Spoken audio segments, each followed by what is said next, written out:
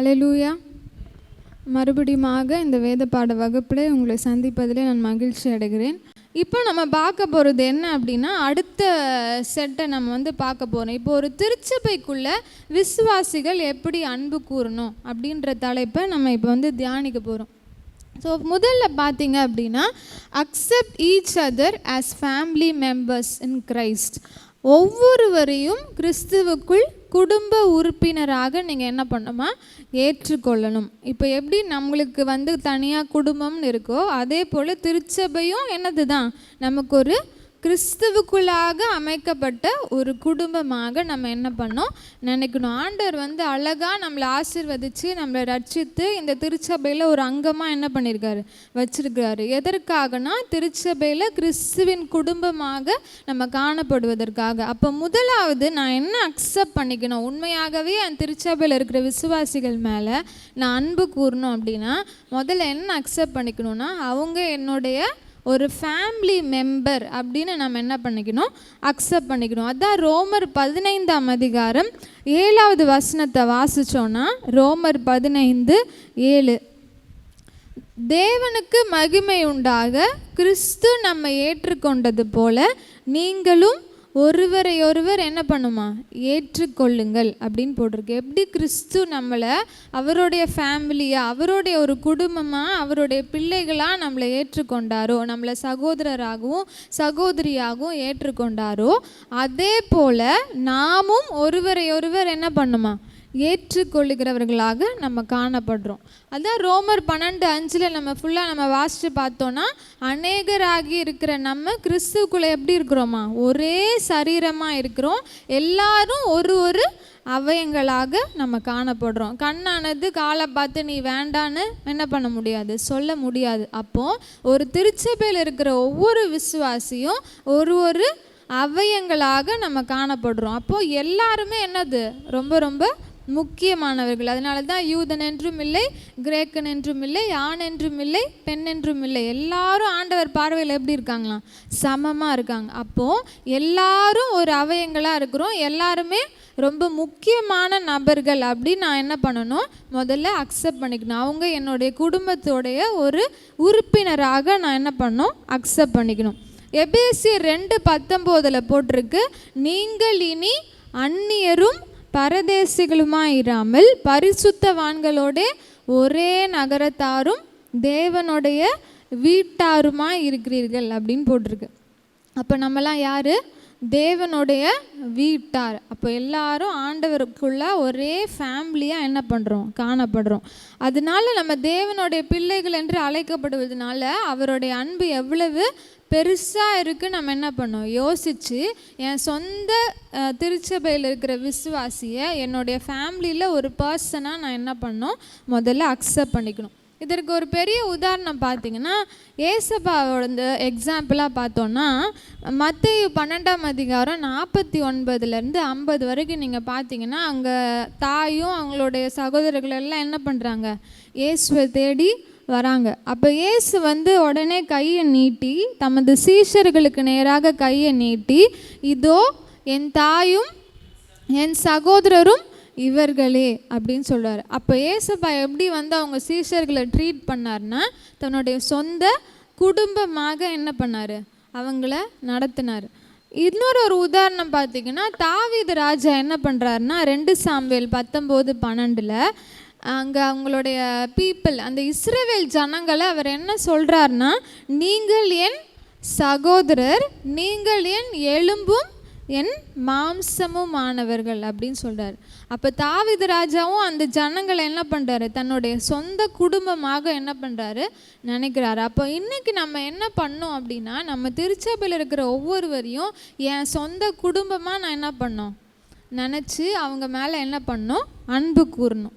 பிலிப்பியர் 4ஆம் அதிகாரம் 1வது வசனத்தில் பார்த்தீங்கன்னா, பவுல் என்ன பண்ணுறாருன்னா, பிலிப்பியர் 4:1 எனக்கு பிரியமும் வாஞ்சையுமான சகோதரரே, எனக்கு சந்தோஷமும் கிரீடமும் ஆனவர்களே, பிரியமானவர்களே அப்படின்னு சொல்கிறார். அப்போ எவ்வளோ பாசமாக என்ன பண்ணுறாரு, அவங்க பிலிப்பு சபையில் என்ன பண்ணுறாரு, காணப்படுறாரு. எனக்கு பிரியமும் வாஞ்சையுமான சகோதரர்கள். எனக்கு ரொம்ப பிரியமான பர்சன் அப்படின்னு என்ன பண்ணுறாரு, தன்னுடைய திருச்சபையை அவர் என்ன பண்ணுறாரு, ஒரு குடும்பமாக என்ன பண்ணிக்கிட்டாரு, அக்செப்ட் பண்ணிட்டார். அப்போ நான் திருச்சபையில் அன்பு கூறணும் அப்படின்னா முதல்ல என்னுடைய விசுவாசிகள், நான் இந்த திருச்சபையில் இருக்கிற ஒவ்வொரு அங்கத்தினரும் என்னுடைய குடும்பமாக நான் என்ன பண்ணணும், ஏற்றுக்கொள்கிறவர்களாக நம்ம காணப்படணும். ரெண்டாவது பார்த்தீங்க அப்படின்னா சபை ஆராதனைகளில் வாஞ்சையோடு நம்ம என்ன பண்ணோம், காணப்படணும். எப்போ சண்டே வருது, இல்லை எப்போ வெள்ளிக்கிழமை ஆராதனை நடக்குது, எப்போல்லாம் ஆராதனை நடக்குதோ அப்போல்லாம் நான் என்ன பண்ணோம், வாஞ்சையோடு வரணும். ஆண்டவரை ஆராதிக்கிறதுக்கும் சரி, நம்ம குடும்பத்தை பார்க்க, நம்ம ஒரு ஃபேமிலியில் ஒரு ரிலேட்டிவை பார்க்க போனால் எவ்வளோ சந்தோஷப்படுவோமோ அதே சந்தோஷத்தோடு என்ன பண்ணோம், ஆலயத்துக்கு தேவனுடைய சமூகத்துக்கு வரணும். அதுக்கு தான் லூக்கா 4:16 நீங்கள் வாசித்தீங்கன்னா எக்ஸாம்பிள் ஏசு கிறிஸ்து ஒரு எக்ஸாம்பிள். லூக்கா 4:16 தம்முடைய வழக்கத்தின்படியே ஓய்வு நாளில் ஜெப ஆலயத்தில் பிரவேசித்து. அப்போ ஆண்டவர் வழக்கமாக என்ன பண்ணியிருந்தார், வச்சுருந்தார், ஆலயத்துக்குள்ளே போகிறதுக்கு, பிரவேசித்து ஆலயத்தில் இருக்கிற காரியங்களில் ஈடுபடுறது அவருக்கு ரொம்ப பிடித்தமான ஒரு செயலாக காணப்பட்டது. இன்றைக்கி நம்ம ஆலயத்துக்கு எப்படி வரோம் அப்படின்னு நம்ம என்ன பண்ணோம், யோசிக்கணும். லூக்கா 24:53 வாசித்து பார்த்தீங்கன்னா சீஷர்கள் நாடோறும் என்ன பண்ணாங்களாம், தேவாலயத்திலே தேவனை புகழ்ந்து துதித்து கொண்டே இருந்தார்கள் அப்படின்னு நம்ம பார்க்குறோம். டெய்லியும் என்ன பண்ணுறாங்க சீஷர்கள், ஆலயத்துக்கு உள்ளே தேவனை என்ன பண்ணுறாங்களா, சேர்ந்து துதிக்கிறாங்க. அப்போ ஒரு திருச்சபையில் எல்லாரும் இணைந்து என்ன பண்ணோம், வாஞ்சையோட தேவனை துதிக்கிறவர்களாக நம்ம காணப்படணும். அப்போஸ்தலர் 2லலாம் நீங்கள் பார்த்தீங்கன்னா சபையார் எல்லாரும் என்ன பண்ணுறாங்க, ஒருமனப்பட்டு தேவாலயத்தில் அனுதினமும் என்ன பண்ணுறாங்க, தரித்திருந்து அவங்க ஆராதிக்கிறத நம்ம பார்க்குறோம். அப்போ ஆலயத்துக்கு வருவது எனக்கு எப்படி இருக்கணும், வாஞ்சையாக நான் வருவது அவசியமாக இருக்குது. அதுதான் சங்கீதம் 122 நமக்கு எல்லாருக்குமே தெரிந்த சங்கீதம் இல்லை. 1வது வசனம் என்னது போட்டிருக்கோம், கர்த்தருடைய ஆலயத்திற்கு போவோம் வாருங்கள் என்று எனக்கு அவர்கள் சொன்னபோது நான் என்ன பண்ணேன், மகிழ்ச்சியாக இருந்தேன். அந்த 2வது வசனத்தில் நீங்கள் வாசித்து பார்த்தீங்கன்னா எருசலேமே உன் வாசல்களில் எங்கள் கால்கள் நிற்கலாயிற்று. அந்த ஆலயத்தில் எங்களுடைய கால்கள் என்ன பண்ணுது, நிற்கலாயிற்று. அப்போ எல்லாரும் சேர்ந்து என்ன பண்ணுறாங்க, அந்த ஆலயத்துக்குள்ளே போகிறாங்க. 4வது வசனத்தில் பார்த்தீங்கன்னா அங்கே இஸ்ரவேலுக்கு சாட்சியாக கர்த்தருடைய ஜனங்களாகிய கோத்திரங்கள் கர்த்தரின் நாமத்தை சோத்தரிப்பதற்கு போகும். அப்போ எல்லாரும் ஃபேமிலியாக எதுக்கு கூடி வராங்க, ஆலயத்தில் தேவனுடைய நாமத்தை ஸ்தோத்திரிப்பதற்காக என்ன பண்ணுறாங்க, வராங்க. அப்போது உண்மையாகவே நான் என் திருச்சபையில் இருக்கிற விசுவாசிகளை நேசிக்கிறவர்களாக நான் இருந்தேன் அப்படின்னா நான் இணைந்து என்ன பண்ணுவேன், ஆண்டவரை அவங்களோட சேர்ந்து என்ன பண்ணுவேன், துதிப்பேன். அப்போ திருச்சபையாகிய குடும்பத்தை நேசிப்பது அப்படின்னா என்ன அர்த்தம்னா தேவ ஜனத்தோடு கர்த்தரை ஆராதிப்பது அப்படின்னு அர்த்தம். அப்போ உண்மையாகவே நான் விசுவாசியை நான் நேசிக்கிறேன் அப்படின்னா நம்ம எல்லாரும் இணைந்து நம்ம என்ன பண்ணுவோம், ஆண்டவரை துதிக்கிற ஒரு திருச்சபையாக நம்ம காணப்படுவோம். 3வது பார்த்தீங்க அப்படின்னா ப்ரே ஃபார் ஒன் another, ஒருவருக்காக ஒருவர் ஜெபம் பண்ணிக்கிறவர்களாக நம்ம காணப்படணும். யாக்கோபு 5:16 யாராவது வாசிங்க. யாக்கோபு 5:16 நீங்கள் சொஸ்தமடையும்படி உங்கள் குற்றங்களை என்ன பண்ணுங்க, ஒருவருக்கொருவர் அறிக்கையிட்டு ஒருவருக்காக ஒருவர் ஜெபம் பண்ணுங்கள். நீதிமான் செய்யும் ஊக்கமான வேண்டுதல் மிகவும் பலனுள்ளதாக இருக்கிறது. அப்போ ஒருத்தருக்கு ஒருத்தர் நம்ம என்ன பண்ணோமா, ஜெபிக்கிறவர்களாக நம்ம காணப்படணும். யோவான் 17 நீங்கள் பார்த்தீங்கன்னா இயேசு கிறிஸ்து என்ன பண்ணுறாரு, அவங்க சீஷர்களுக்கு ப்ரேயர் பண்ணுறத நம்ம பார்க்குறோம்.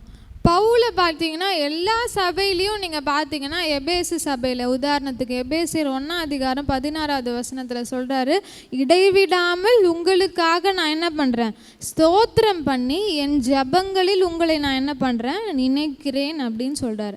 அப்போ உண்மையாகவே என் திருச்சபையில் இருக்கிற விசுவாசி மேலே நான் அன்பாக இருக்கேன்றதுக்கு என்ன அர்த்தம் அப்படின்னா நான் அவங்களுக்காக என்ன பண்ணுவேன், என்னுடைய இண்டிவிஜுவல் ப்ரேயர்லலாம் அவங்கள என்ன பண்ணுவேன், நான் நினைக்கிறவர்களாக நம்ம காணப்படுவோம். அது மட்டும் இல்லை, இங்கே கொலோசியர் 4ஆம் அதிகாரம் 12வது வசனத்தில் இன்னொரு ஒரு உதாரணத்தை நம்ம இங்கே பார்க்குறோம். கொலோசியர் 4ஆம் அதிகாரம் 12வது வசனத்தில் எப்பாப்பிரா அப்படின்னு ஒரு ஊழியக்காரன் இருக்கான். அவர் என்ன பண்ணுறாரு அப்படின்னா, உங்களை சேர்ந்தவனும் கிறிஸ்துவின் ஊழியக்காரனுமாகிய இவன் நீங்கள் தேவனுக்கு சித்தமானவைகளை எல்லாவற்றிலும் தேறினவர்களாகவும் பூரண நிச்சயம் உள்ளவர்களாயும் நிலைநிற்க வேண்டும் என்று தன் ஜெபங்களில் உங்களுக்காக எப்போதும் போராடுகிறவனாக இருக்கிறான் அப்படின்னு போட்டிருக்கு. அப்போ எப்பாப்பிரா என்ன பண்ணுறாரா, அங்கே இருக்கிற ஜனங்களுக்காக, அந்த ஆத்துமாக்களுக்காக போராடி என்ன பண்ணுறாராம், ஜெபம் பண்ணுறாராம். எதுக்காகனா, அவங்களாம் தேவ சித்தத்தின்படி என்ன பண்ணணும், வாழணும், பூரண புருஷராக என்ன பண்ணணும், வாழணும்னு சொல்லி என்ன பண்ணுறாரு, போராடி என்ன பண்ணுறாராம், ஜெபிக்கிறார். அப்போ உண்மையாகவே என் திருச்சபையை நான் நேசித்தேன்னா, என் திருச்சபையில் இருக்கிற ஆத்துமாவை நான் என்ன பண்ணுவேன், நினச்சி அந்த ஆத்துமாவுக்கு நான் என்ன பண்ணுவேன், போராடி ஜெபிக்கிறவர்களாக நம்ம காணப்படுவோம். அப்போ சில நாள்லலாம் நீங்கள் பார்த்தீங்கன்னா சபையாரெலாம் என்ன பண்ணுறாங்க, ஊழியக்காரர்களுக்காக என்ன பண்ணுறாங்க, ஜெபிக்கிறாங்க. அப்போது திருச்சபையில் இருக்கிற ஒவ்வொருவரும் எப்படி அன்பை வெளிப்படுத்துவது அப்படின்னா, ஒருவருக்காக ஒருவர் ஜெபிப்பதன் மூலமாக நம்மளுடைய அன்பை என்ன பண்ணலாம், வெளிப்படுத்துகிறவர்களாக நம்ம காணப்படலாம். 4வது பார்த்தீங்க அப்படின்னா ஹெல்ப் ஈச் அதர், ஒருவருக்கொருவர் என்ன பண்ணுமா, உதவி செய்கிறவர்களாக நம்ம காணப்படணும். 1 யோவான் 3ஆம் அதிகாரம் 17-18 வரைக்கும் நம்ம வாசித்து பார்த்தோம் அப்படின்னா, ஒருவன் இவ்வுலக ஆசி உடையவனாக இருந்து தன் சகோதரனுக்கு குறைச்சல் உண்டு என்று கண்டு தன் இருதயத்தை அவனுக்கு அடைத்து கொண்டால் அவனுக்குள் தேவ அன்பு நிலை கொள்ளுவது எப்படி? ஒருத்தனுக்கு நல்லா என்ன இருக்குது, வசதி இருக்குது, அவனுடைய சகோதரனுக்கு என்ன இருக்குது, குறைச்சல் இருக்குது, ஆனால் அவனோட இருதயத்தை அடைச்சி அவனுக்கு ஹெல்ப் பண்ணாமல் இருந்தான்னா அவனுக்குள்ளே என்ன இல்லையா, தேவ அன்பு இல்லை. அதனால தான் 1 யோவான் 3:18 வாசிக்கிறோம், என் பிள்ளைகளே வசனத்தினாலும் நாவினாலும் அல்ல, நான் உண்மையாகவே உங்களை நேசிக்கிறேங்க அப்படின்னு சொல்கிறதுல இல்லை, கிரியையினாலும் உண்மையினாலும் என்ன பண்ணுங்க, அன்பு கூற கடவோம் அப்படின்னு போட்டிருக்கு. அப்போ நம்ம என்ன பண்ணோம்னா, ஏதாவது குறைவாக அவங்களுக்கு காணப்பட்டுச்சுன்னா அவங்களுக்கு போய் என்ன பண்ணோம், ஹெல்ப் பண்ணுற ஒரு பர்சனாக நம்ம காணப்படணும். அதான் கலாத்தியர் 6ஆம் அதிகாரம் 10வது வசனத்தில் நம்ம வாசிக்கிறோம். கலாத்தியர் 6:10 இதில் போட்டிருக்கு, நமக்கு கிடைக்கும் சமயத்திற்கு தக்கதாக யாவருக்கும் விசேஷமாக விசுவாச குடும்பத்தார்களுக்காக நன்மை செய்ய கடவோம் அப்படின்னு போட்டிருக்கு. அப்போ நம்ம உண்மையாகவே நம்ம பிலீவர்ஸ் ஃபேமிலிக்கு என்ன பண்ணோம், நன்மை செய்கிறவர்களாக நம்ம காணப்படணும். அதுக்கு ஒரு பெரிய உதாரணம் பார்த்திங்கன்னா அப்போஸ்தலரில் தான் நம்ம திரும்பியும் பார்க்குறோம்.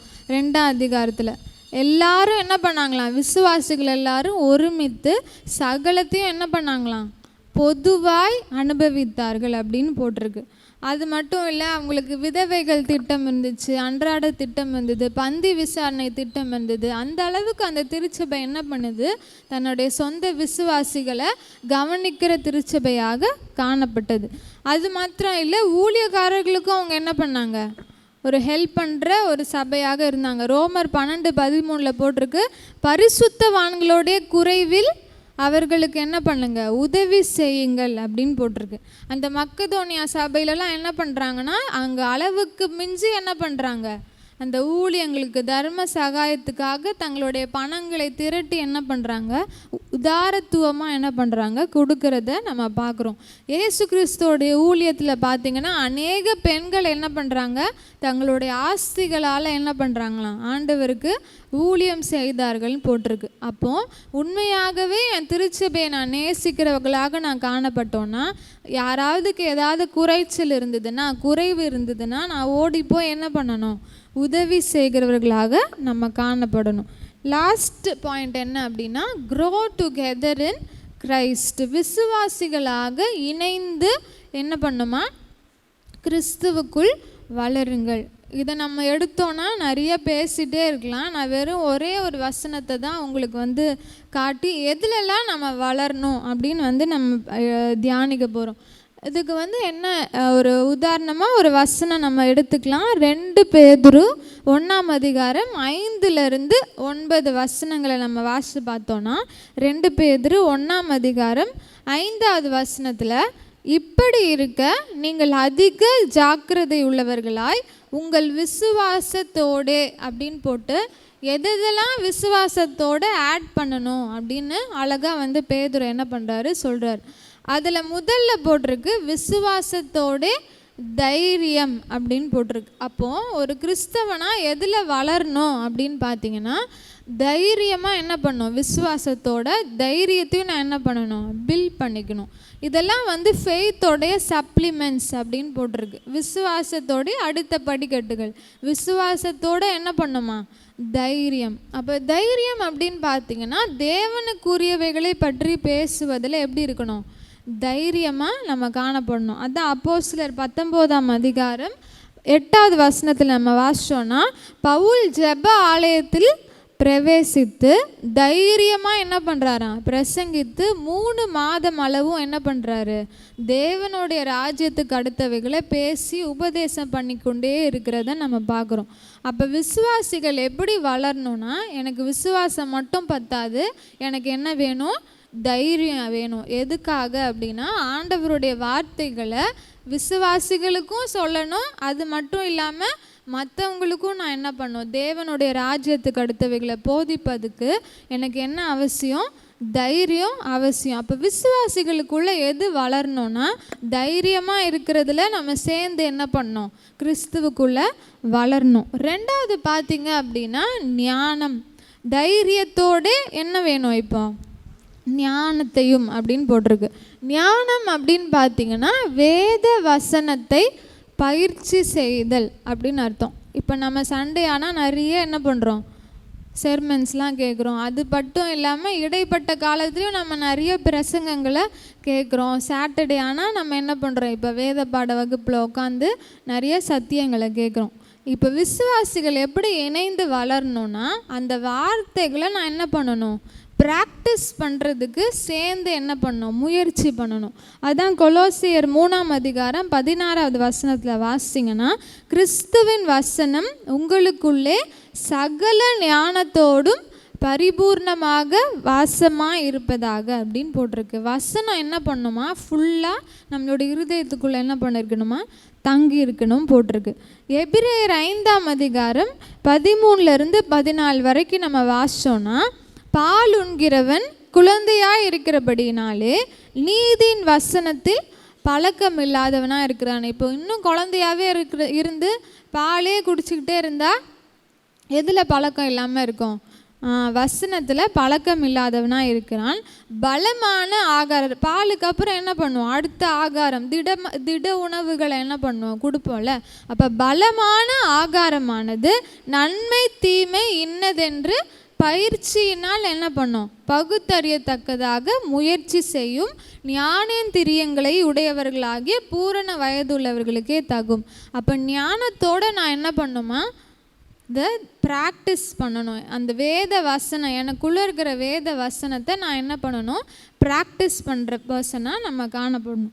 3வது பார்த்திங்கன்னா, இப்போ நம்ம பார்த்தோம் விசுவாசத்தோட தைரியத்தையும், தைரியத்தோட ஞானத்தையும், ஞானத்தோடு இப்போ என்னவா, இச்சை அடக்கத்தையும். இப்போ ஃபஸ்ட்டு ஒரு ஸ்டெப்பாக என்ன பண்ணுறோம், இப்போ விசுவாசிகளாக சேர்ந்து என்ன பண்ணுறோம், வளர்கிறோம். 3வது பார்த்திங்கன்னா இச்சை அடக்கம், விக்ட்ரி ஓவர் ஃப்ளெஷ். மாம்சத்தை என்ன பண்ணுறோம், எதிர்க்கிறவர்களாக நம்ம காடம் பண்ணுறோம். அதான் 1 கொரிந்தியர் 6:12 பவுல் சொல்கிறார், எல்லாவற்றையும் அனுபவிக்க எனக்கு அதிகாரம் உண்டு, ஆகிலும் நான் எனக்கு ஒன்றுமே என்னது அதுக்கு தகுதியாயிராது. எல்லாவற்றையும் அனுபவிக்க எனக்கு அதிகாரம் உண்டு, ஆகிலும் நான் என்ன பண்ண மாட்டேன், ஒன்றுக்கும் அடிமைப்பட மாட்டேன். அப்போ அந்த மாதிரி ஒரு நம்ம என்ன பண்ணோம், ப்ராக்டிஸ் பண்ண ஆரம்பிச்சிட்ட உடனே, வார்த்தையை ப்ராக்டிஸ் பண்ண ஆரம்பிச்சிட்டோடனே ஆட்டோமேட்டிக்காக என்ன வந்துடும், நமக்கு இச்சை அடக்கம், செல்ஃப் கண்ட்ரோல் வந்துடும். அப்போ உலகத்தில் உள்ளவைகளும் என்ன பண்ணக்கூடாது, அன்பு கூறக்கூடாது. உலகத்தில் ஒரு வேளை அன்பு கூர்ந்தால் அவர்கிட்ட யாருடைய அன்பு இல்லை, ஆண்டவருடைய அன்பு இல்லை. அப்போ விசுவாசமே உலகத்தை ஜெயிக்கிற ஜெயம் அப்படின்னு பார்க்குறோம். அப்போ விசுவாசம் எதனால் வரும், கேள்வினால் வரும், கேள்வி தேவனுடைய வசனத்தினால வரும். அப்போ விசுவாசம் மட்டும் இல்லாமல் எனக்கு தைரியம் வந்துடுச்சு, தைரியத்தை வச்சு நான் என்ன பண்ணுறேன், வார்த்தையை ப்ராக்டிஸ் பண்ணுறேன். ப்ராக்டிஸ் பண்ணோன்னே எனக்கு என்ன கிடைக்குது, இச்சை அடக்கம் கிடைக்குது. அடுத்தது பார்த்தீங்க அப்படின்னா பொறுமை. பொறுமை அதுக்கப்புறம் இச்சை எடுக்கிறதுக்கப்புறம் என்ன பண்ணுது, பொறுமை வேணும். எதுக்காக பொறுமை வேணும் அப்படின்னா தேவன் வாக்குத்தத்தம் பண்ணினதை பெற்றுக்கொள்வதற்காக. அதான் எபிரேயர் 10ஆம் அதிகாரம் 36வது வசனத்தில் வாசிக்கிறோம், நீங்கள் தேவனுடைய சித்தத்தின்படி செய்து வாக்குத்தத்தம் பண்ணப்பட்டதை பெறும்படிக்கு பொறுமை உங்களுக்கு வேண்டியதாக இருக்கிறது. இச்சை அடக்கம் வந்துட்டதுக்கப்புறம் என்ன அவசியம், பொறுமை ரொம்ப ரொம்ப அவசியம். செல்ஃப் கண்ட்ரோலாக இருப்போம், உலகத்தெல்லாம் வெறுத்துட்டதுக்கப்புறம் நம்மளுக்கு ரிவார்டு உடனே கிடச்சிடாது இல்லை, எல்லார்கிட்டேயும் உடனே என்ன பண்ணிடாது, அப்ரிசியேஷனோ ரிவார்டோ கிடச்சிடாது. ஆனாலும் நம்ம பொறுமையோடு என்ன பண்ணோம், அந்த ரிவார்டுக்காக வெயிட் பண்ணுறவங்களாக நம்ம காணப்படணும். அதனால தான் எபிரேயர் 12:1 போட்டிருக்கோம், நமக்கு நியமித்திருக்கிற ஓட்டத்திலே பொறுமையோடு ஓட கடுவோம். பந்தய சாலை ஓடுறவங்களாம் எதுக்காக ஓடுறாங்களாம், அழிவில்ல கிரீடத்துக்காக ஓடுறாங்க. நாமும் அழிவில்லாத ராஜ்யத்துக்கையும் அழிவில்லாத கிரீடத்துக்காக என்ன பண்ணுறோம், ஓடுறோம். அதனால பொறுமையோடு நம்ம என்ன பண்ணுமா, அந்த பலனுக்காக காத்திருக்கணும். அடுத்தது பார்த்திங்கன்னா பொறுமைக்கு அப்புறம் தேவ பக்தி நம்மளுக்கு ரொம்ப ரொம்ப அவசியம். அப்படின்னா என்ன அர்த்தம்னா தேவனுக்கு பிரியமானதை செய்தல். எதை பார்த்தாலும் தேவன் பார்க்குற கண்ணோட்டத்திலே பார்க்குறது தான் என்னது, தேவ பக்தி. இதுக்கு உதாரணம் பார்த்திங்கன்னா அப்போஸ்தலர் 4ஆம் அதிகாரம் 13-20 வரைக்கும் நீங்கள் வாசிச்சிங்கன்னா பேதுருவும் யோவானும் என்ன பண்ணுறாங்க, அங்கே பிரசங்கம் பண்ணிகிட்ருக்காங்க இயேசு கிறிஸ்துவ குறித்து. அங்கே எல்லாரும் என்ன சொல்கிறாங்க, இயேசு கிறிஸ்துவ நாமத்தை என்ன பண்ணக்கூடாது, இனிமேல் பிரசங்கம் பண்ணக்கூடாது அப்படின்னு சொல்கிறாங்க.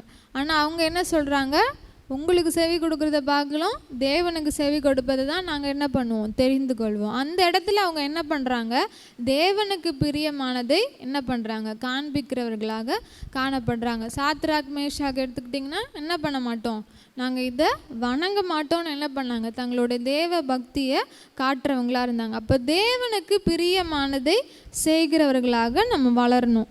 அடுத்தது பார்த்திங்கன்னா சகோதர ஸ்நேகம். இப்போ வளர்ந்துட்டே இருக்கும் போது என்ன ஆகும்னா அந்த ஸ்நேகம்லாம் என்ன ஆகிடும், கொஞ்சம் கொஞ்சமாக குறைஞ்சிரும். அப்படியே வளர வளர வளர வளர என்ன ஆகிடும், அப்படியே கொஞ்சம் கொஞ்சமாக என்ன ஆகிடும், நிறைய மிஸ் அண்டர்ஸ்டாண்டிங் வரும், ப்ராப்ளம் வரும். அதனால தான் கடைசியாக என்ன போட்டிருக்காரு, சகோதர ஸ்நேகம். தேவ பக்தியோடு என்ன இருக்கணும், இப்போ சகோதர ஸ்நேகம். அப்போ அதான் ரோமர் 12:10 பார்க்குறோம், சகோதர ஸ்நேகத்திலே ஒருவரில் ஒருவர் என்ன பண்ணுங்க, பட்சமாக இருங்கள். ரொம்ப அஃபெக்ஷனேட்டாக நம்ம என்ன பண்ணணுமா, காணப்படுகிறவர்களாக நம்ம இருக்கணும். சகோதர ஸ்நேகம் அதை என்ன பண்ணிடக்கூடாது, விட்டுடக்கூடாது. கடைசியாக பார்த்திங்கன்னா சகோதர ஸ்நேகத்தோட அன்பையும் கூட்டி வழங்குங்கள் அப்படின்னு போட்டிருக்கு. அன்பு அப்படின்னா மாயப்பற்ற அன்பாக இருக்கணும். ஆரம்பத்தில் எப்படி நான் அன்பாக இருந்தனோ ஒரு விசுவாசியோட, அதே நான் கடைசி வரைக்கும் என்ன பண்ணோம், அந்த அன்பை மெயின்டைன் பண்ணும். அதுக்கு ஒரு பெரிய எக்ஸாம்பிள் தான் யாருன்னா இயேசு கிறிஸ்து. யோவான் 13ஆம் அதிகாரம் 1வது வசனத்திலே பார்க்குறோம். அதில் என்ன போட்டிருக்கு அப்படின்னா, இவ்வுலகத்தில் இருக்கிற தம்முடையவர்களிடத்தில் அன்பு வைத்தபடியே முடிவு பரிந்தம் என்ன பண்ணாராம், அவர்களிடத்தில் அன்பு வைத்தார். எப்படி இந்த உலகத்தில் ஸ்டார்டிங்கில் அன்பு கூர்ந்தாரோ அதே போல் என்ன பண்ணாராம், முடிவு வரைக்கும் என்ன பண்ணுறாரு, அன்புள்ளவர்களாக நம்ம காணப்படணும் இயேசு கிறிஸ்துவ போல்.